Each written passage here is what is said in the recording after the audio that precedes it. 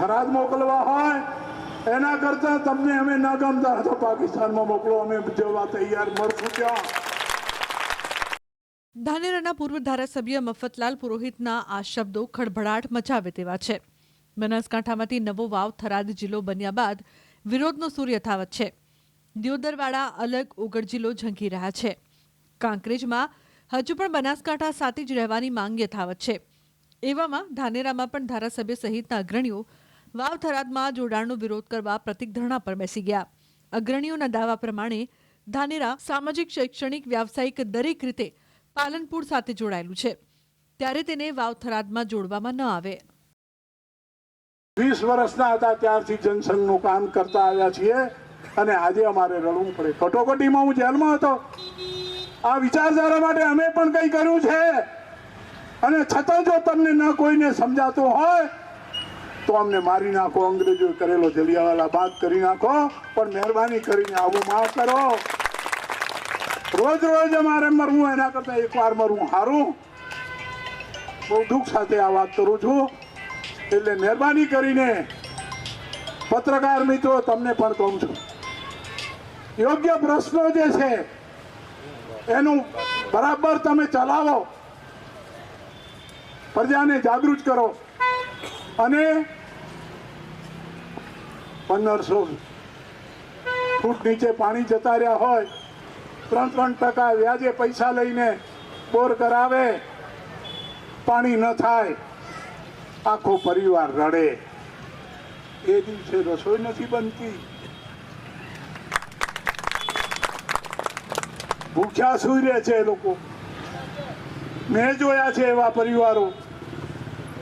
અને રજૂઆત એટલા માટે કરીએ છીએ, અમને દુઃખ થાય. એટલે અમને હવે ફરીથી જો તમારે ત્યાં મોકલવા હોય, થરાદ મોકલવા હોય, એના કરતા તમને અમે ન ગમતા તો પાકિસ્તાનમાં મોકલો, અમે જવા તૈયાર, મળશું ત્યાં. હદ કરી નાખી આ લોકોએ તો. ધાનેરાના 90% લોકો વાવ થરાદમાં જોડવા ઈચ્છે છે. એવા પૂર્વ મંત્રી અને ભાજપ નેતા હરજીવન પટેલના નિવેદનને લઈને ધારાસભ્ય માવજી દેસાઈએ દુઃખ વ્યક્ત કર્યું. સાથે જ ગાંધીનગર જવાની પણ તૈયારી દર્શાવી. વર્ષો પહેલા ચૂંટણી જીતાડી અને મંત્રી પણ આ વિસ્તારમાંથી બનાયા છે.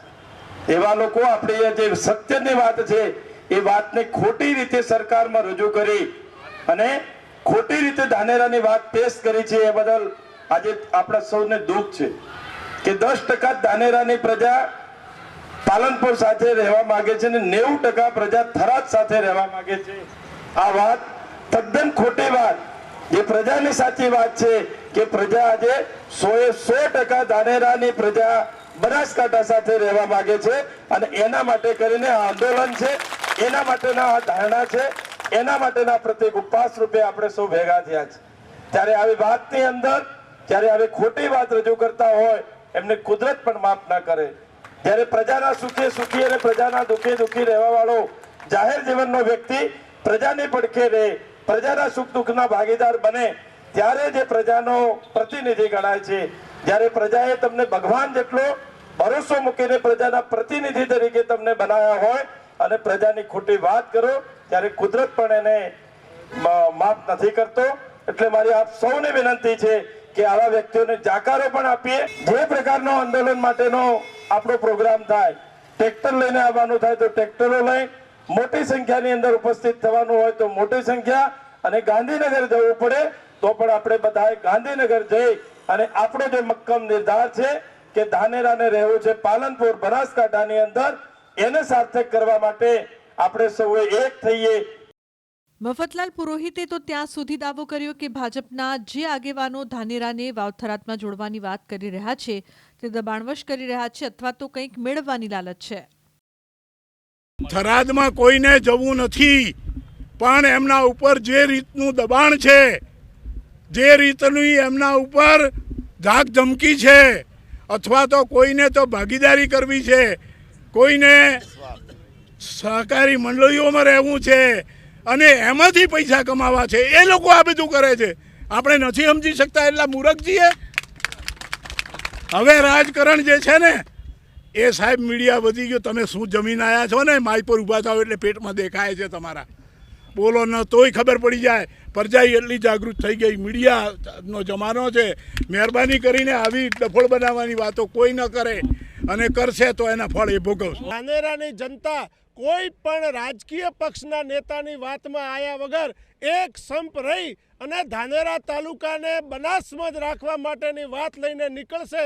જો કોઈ રાજકીય નેતાઓની લોભામણી લલચામણી વાતોમાં આવી અને બટેંગે તો કટેંગેના સૂત્રોમાં જો ફસાઈ ગયા તો તમારી માગણીઓને સરકાર સ્વીકારશે નહીં. જો તમે એકજૂથ રહેશો અને તમે નહીં બોટો, તમે જુદા જુદા નહીં પડો અને કોઈ નેતાની વાતમાં ના આવો, આપણા ધાનેરા હિત રક્ષક સમિતિના નેજા હેઠળ જ આપણે આગળ વધીશું અને ધાનેરાની માગણીને બનાસમાં રાખવાવાળી વાતને સાર્થક કરીશું. કે સામાજિક રીતે, શૈક્ષણિક રીતે, આરોગ્યની રીતે તમામ પ્રકારે વહીવટી તંત્ર સાથે ધાનેરા તાલુકાના તમામ સમાજના પ્રજાજનો જે છે એ બધા જ પાલનપુર સાથે અને એની આજુબાજુ સાથે જોડાયેલા છે. એ કારણે કરી અને એમને વહીવટી સુગમ રહે અને ભૌગોલિક રીતે પણ અનુકૂળતા ધાનેરા તાલુકા અને શહેરના બધા જ સર્વ સમાજના લોકોને પાલનપુર અનુકૂળ વર્ષોથી આવ્યું છે. જ્યારે થરાદ જિલ્લો બન્યો, થરાદ સેન્ટર બને તો એક બાજુ બને છે, એનાથી અવળી દિશાની અંદર ધાનેરાને જવું પડે. જ્યારે પાલનપુર છે એ પાલનપુરમાં જવાય, ત્યાંથી અમદાવાદ, ગાંધીનગર અને તમામ ગુજરાતના કંઈ પણ નાના મોટા કામ હોય તો એ આ બાજુ જઈ શકે. એ માટે કરીને આજનો અગાઉ પણ આ જ પ્રકારે પ્રોગ્રામો કર્યા હતા અને સમગ્ર હિતરક્ષક સમિતિ અને સર્વ સમાજની પ્રજાએ બધાએ ભેગા મળી અને આ નક્કી કર્યું છે. ધાનેરાને બનાસકાંઠામાં રાખવાની માંગ સાથે લોકો અત્યારે પ્રતિક ઉપવાસ પર ઉતર્યા છે અને હિતરક્ષક સમિતિએ ચીમકી પણ આપી છે કે જો ધરણા બાદ ધાનેરાને બનાસકાંઠામાં સમાવેશ નહીં કરવામાં આવે તો મોટી સંખ્યાની અંદર ધાનેરાના આગેવાનો જે છે તે ટ્રેક્ટરો લઈને ગાંધીનગર સુધી કૂચ કરશે અને વિધાનસભાનો ઘેરાવ કરશે. કિશોર તુવર, ન્યૂઝ 18 ગુજરાતી, બનાસકાંઠા.